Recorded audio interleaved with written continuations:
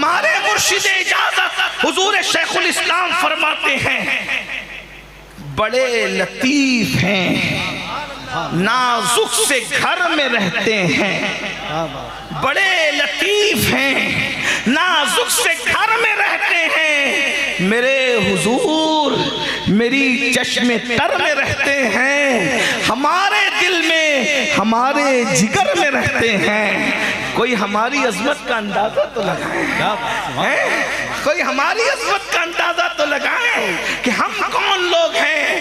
ہمارے دل میں ہمارے جگر میں رہتے ہیں، انہی کے گھر ہیں وہ اپنے ہی گھر میں رہتے ہیں، انہی کے گھر ہیں وہ اپنے ہی گھر میں رہتے ہیں، انہی کے گھر ہیں وہ اپنے ہی گھر میں رہتے ہیں۔ اللہ اکبر۔ تو عرض یہ کر رہا تھا اللہ کے رسول صلی اللہ علیہ وآلہ وسلم نے فلسفہ موت کو بیان کیا، موت و حیات کا فلسفہ بیان کیا۔ تو یہ جو قبریں ہیں، انسان مرنے کے بعد فنا نہیں ہو جاتا بلکہ موت کا ذکر آیا تو وقت تو زیادہ ہوا لیکن اب مجھے باتیں یاد آ رہی ہے۔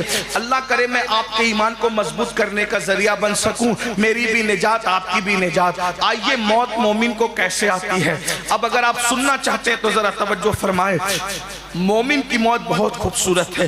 پہلی بات تو یہ، جب مومن مرتا ہے اور وہ واقعی مومن ہے، ایک ہے مومن کہلانا اور ایک ہے مومن بن جانا۔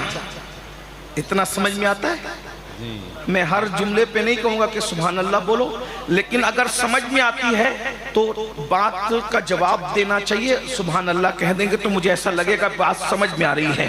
اور یہ کوئی مشاعرہ نہیں ہے کہ سمجھ میں آئے تو بھی بولو، نہیں سمجھ میں آئے تو بھی بولو۔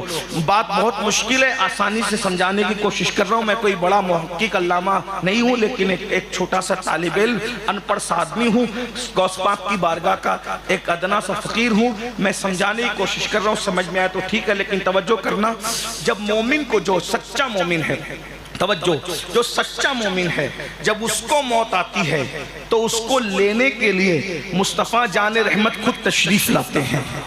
اور مومن کی موت کے وقت اس کے گھر میں ایک جلسہ ہوتا ہے، مومن کی موت کے وقت اس کے گھر میں ایک جلسہ ہوتا ہے، لوگ رو دھو رہے ہوتے ہیں، وہ کائنات الگ ہوتی ہے اور مومن کی اپنی کائنات الگ ہوتی ہے۔ اللہ کے رسول علیہ السلام فرماتے ہیں جہاں تک مومن کی نظر جا رہی ہوتی ہے وہاں تک فرشتوں کی قطاریں ہوتی ہے، فرشتوں کا ہجوم ہوتا ہے۔ ذرا غور فرمائیں، موت کے وقت مزہ کتنا آتا ہوگا، بس بات اتنی ماننے کی بات ہے، نبی کی بات جو مانتے اس کے لیے پھر بات ہی کچھ اور ہے۔ کیا